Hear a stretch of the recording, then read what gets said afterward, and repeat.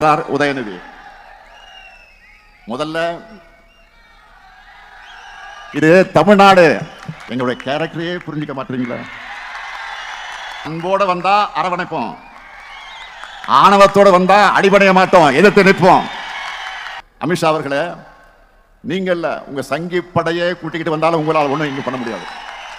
Udhayanidhi most dangerous புலம்புறாங்க. இன்னும் பவர்ஃபுல்லா செயல்படுறாரு. இன்னும் சொல்லணும்னா இறங்கி அடிக்கிறாரு. உங்களை எல்லாம் பார்க்கும்போது உங்களுடைய எனர்ஜி எனக்கு டிரான்ஸ்ஃபர் ஆகியிருக்கு. இப்போ அந்த ஃபயர் பிராண்ட் தான் நம்ம திமுக.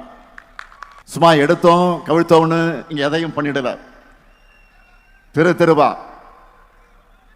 வீடு வீடா போய் பேசி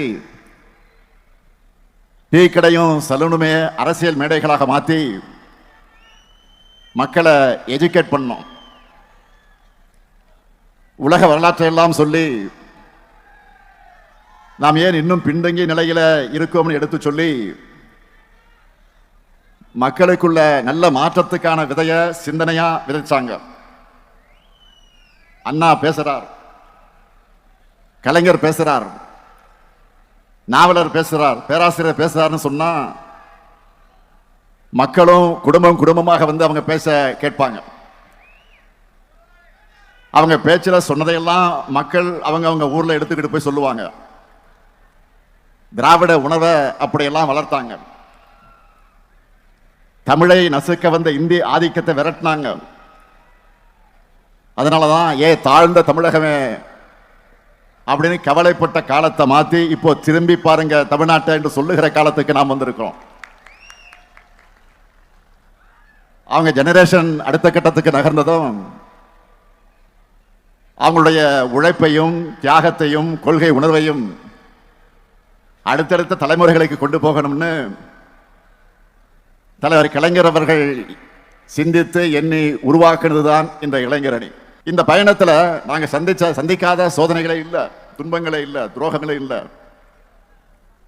அத்தனையும் தாண்டி கழகத்தோட லட்சிய பயணத்துக்கு துணை நின்றது நாங்கள் வளர்த்த இளைஞரணி. இப்போ அந்த பணியை தம்பி உதயநிதி கிட்டையும் உங்ககிட்டையும் ஒப்படைச்சிருக்கிறோம்.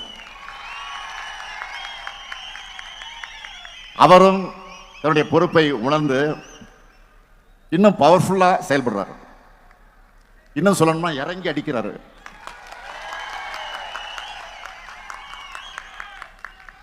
கொள்கை எதிரிகள் உதயநிதி மோஸ்ட் டேஞ்சரஸ் புலம்புறாங்க. அந்த அளவுக்கு கொள்கையில ஸ்ட்ராங்கா இருக்காரு. கழகத்துக்கு எது தேவை என்று உணர்ந்து செயல்படுகிறார் உதயநிதி. முதல்ல இதுதான் ஒரு பொலிட்டிஷியனுக்கு குவாலிட்டி. சரி, உதயநிதி விளம்பரம் செய்கிறாரு அப்படின்னா அடுத்து நீங்க என்ன செய்யணும்? அதை பற்றி கூட உதயநிதி இங்கே சொன்னார். நம்மோட லெகசியை மக்கள்கிட்ட கொண்டு போய் சேர்க்கணும். கழகத்தை வளர்க்கிற பணியில, கொள்கை விதைக்கிற பணிகளை ஈடுபடணும். காலையில முரசொலி படித்த பிறகு அதில் வெளியாகி இருக்கக்கூடிய கட்டுரைகள், கருத்துக்கள், தலையங்கங்கள், திராவிட இயக்க பார்வைகள்னு எல்லாவற்றையும் உங்களால முடிஞ்ச அளவுக்கு எல்லார்கிட்டையும் கொண்டு போய் சேருங்க. அது எல்லாத்தையும் சுருக்கமா இன்றைய இளைஞர்களுக்கு புரிகிற வரையில கிரியேட்டிவா மாத்தி உங்களுக்குன்னு ஒரு ஸ்டைல பேசி எழுதி கொண்டு போங்க. அவங்களுக்கு விழிப்புணர்வையும் தெளிவையும் ஏற்படுத்தி தமிழ்நாட்டை உயர்த்தக்கூடிய கழகத்தின் பாதையில அவங்க கொண்டு வரணும். இன்னைக்கு தொழில்நுட்பம் எவ்வளவோ பெருகிடுச்சு, அந்த அளவுக்கு உங்களுடைய கடமையும் பெருகிடுச்சு. ஏன்னா ஒன்றியத்தில் பாஜக அரசு 3வது முறையா ஆட்சி அமைச்சிருக்கக்கூடிய இந்த ஆணவத்தில் வலதுசாரி அமைப்புகளும் பிற்போக்கு சக்திகளும் ரொம்ப வேகமா முன்னைய போதும் இல்லாத ஆக்ரோஷத்தோட செயல்பட தொடங்கியிருக்காங்க. வெளுத்ததெல்லாம் பால் நம்பக்கூடிய மக்கள்கிட்ட பொய்களை, அவதூறுகளை, பிற்போக்கு எண்ணங்களை தேன் தடவி வார்த்தைகளால் கொண்டு போய் சேர்க்க ட்ரை பண்றாங்க. எடுத்துக்காட்டுக்கு சொல்றேன், எல்லோரும் ஃபேமிலி ஃப்ரெண்ட்ஸ் வாட்ஸ் குரூப்ல இருப்பீங்க. அதுல சொந்தங்கள் தங்களோட அன்பை உணர்வை பரிமாறிப்பீங்க. ஆனா அதுல ஒருத்தர் மட்டும் எதை பத்தியும் கவலைப்படாம விஷம் தேய்ந்த கருத்துக்களை ஃபார்வர்ட் பண்ணுவாங்க. பலரும் ஏதோ படிக்காம அனுப்பியிருக்காருன்னு கடந்து போயிடுவோம். அதை அட்வான்டேஜா எடுத்துக்கிட்டு அவரும் தொடர்ந்து மெசேஜ் அனுப்புவார். அப்படிப்பட்டவங்களுடைய பிற்போக்கு கருத்துக்கள் தொற்று நோய் மாதிரி வேகமா பரவும். அதை தடுக்கணும்னா அதுக்கு மாற்று மருந்தான நம்முடைய கொள்கைகளையும் நாம தீவிரமா பரப்பணும். பொய்யை பேசுறதுக்கு ஒருத்தர் தயங்காத போது உண்மையை பேசுறதுக்கு நெஞ்சில உரம் இருக்க நாம் ஏன் தயங்கணும்? எதுக்காக இதை சொல்றேன்னா, இப்போ நம்ம தோல்ல தமிழ்நாட்டையும் தமிழ் மொழியும் காக்க வேண்டிய கடமை மட்டுமல்ல, ஒட்டுமொத்த இந்தியாவையும் நாட்டோட பன்முகத்தன்மையையும் காக்க வேண்டிய கடமை நமக்கு இருக்கு. இந்தியாவிலேயே பிஜேபிக்கு எதிராக ஐடியாலஜிக்கல் ஃபைட் பண்ணிக்கிட்டு இருக்கக்கூடிய ஒரே மாநில கட்சி நம்முடைய திமுக தான். அவங்களால வெற்றி கொள்ள முடியாதது நம்முடைய தமிழ்நாட்டை மட்டும்தான். அதனால தான் அமித்ஷா போன்றவருக்கு நம்ம மேல எரிச்சல். பேசினாங்கல்ல, அண்மையில் கூட என்ன பேசினார் அவரு? பீகாரை ஜெயிச்சிட்டோம், அடுத்து டார்கெட் தமிழ்நாடு தான் சொல்றாரு. மாண்புமிகு அமித்ஷா அவர்களே, நீங்கள்ல உங்க சங்கி படையே கூட்டிக்கிட்டு வந்தாலும் உங்களால் ஒண்ணும் இங்க பண்ண முடியாது. இது தமிழ்நாடு, இது தமிழ்நாடு. எங்களுடைய கேரக்டரையே புரிஞ்சிக்க மாட்டீங்களா?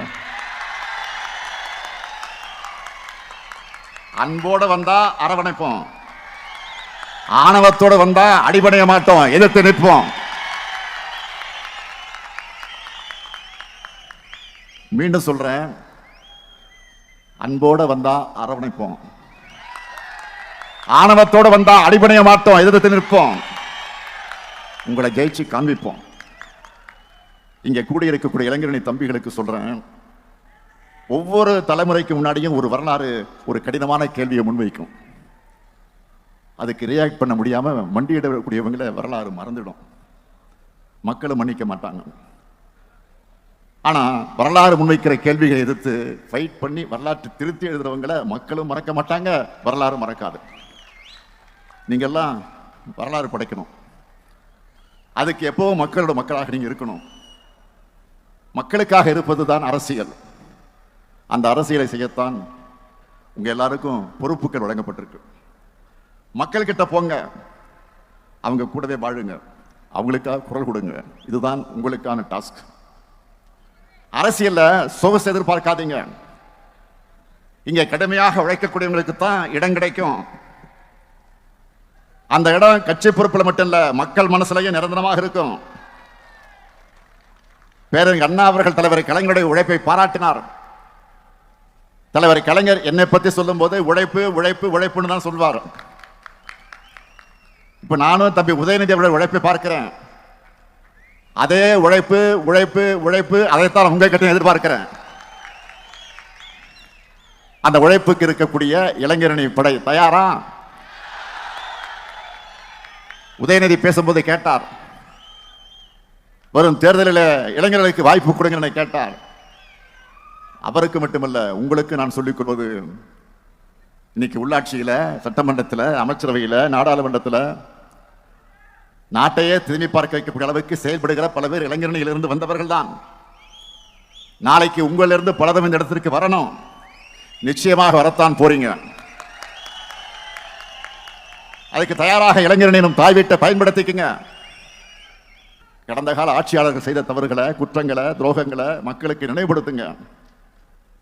அவங்க திரும்பி வந்தா தமிழ்நாடு என்னென்ன ஆபத்துக்களை சந்திக்கும்னு மக்கள்கிட்ட சொல்லுங்க. நாடே திரும்பி பார்க்கிற அளவுக்கு தமிழ்நாட்டை முன்னேற்றி இருக்கக்கூடிய நம்முடைய திட்டங்களை பத்தி எடுத்து சொல்லுங்க. நான் உறுதியோடு சொல்றேன், நாட்டில் என்ன உலகத்திலேயே எந்த ஆட்சியும் செஞ்சிருக்க முடியாத அளவுக்கு முத்திரை திட்டங்களை யாராவது செஞ்சிருக்காங்களா நம்ம ஆட்சியை மாதிரி? இப்படி நம்ம திராவிட மாடல் அரசுல லிஸ்ட் போட்டு ஒவ்வொரு டிபார்ட்மெண்ட்லையும் சாதனைகளை ஒரு புக்கா போடுகிற அளவுக்கு தினமும் ஏராளமான திட்டங்களை செயல்படுத்திட்டு இருக்கோம். அதனாலதான் பொருளாதார வளர்ச்சியில தமிழ்நாடு இந்தியாவிலேயே நம்பர் 1. ஒன்றிய அரசு வெளியிடுகிற பல சர்வே ரிப்போர்ட் எல்லாவற்றிலும் நம்ம தமிழ்நாடு தான் டாப். இந்த திட்டங்கள் எல்லாம் பத்தியும் நீங்க ஃபிங்கர் டிப்ஸ்ல வச்சுக்கணும். இது எல்லாத்தையும் ஒவ்வொரு வீட்டுக்கு கொண்டு போய் நீங்க சேர்க்கணும். மற்ற கட்சிகள் எல்லோரும் தான் பிரச்சாரம் பண்ணுவாங்க, ஆனா அதுல இருந்து தனிச்சு தெரியக்கூடிய மாதிரி உங்களுக்குன்னு ஒரு ஸ்டைல் இருக்கணும் அந்த பிரச்சாரத்தில். வழக்கமா திமுகவுக்கு ஓட்டு போடாதவங்க கூட இளைஞர் அணியினுடைய உங்களுடைய அணியினுடைய அந்த கேம்ப் நீங்க நடத்துற பிரச்சாரம் அதிலே திமுகவுக்கு ஓட்டு போடக்கூடிய நல்ல வரணும். அப்படி ஒரு இம்பாக்டை நீங்க உருவாக்கணும். தேர்தல் நெருங்கி வந்துருச்சு.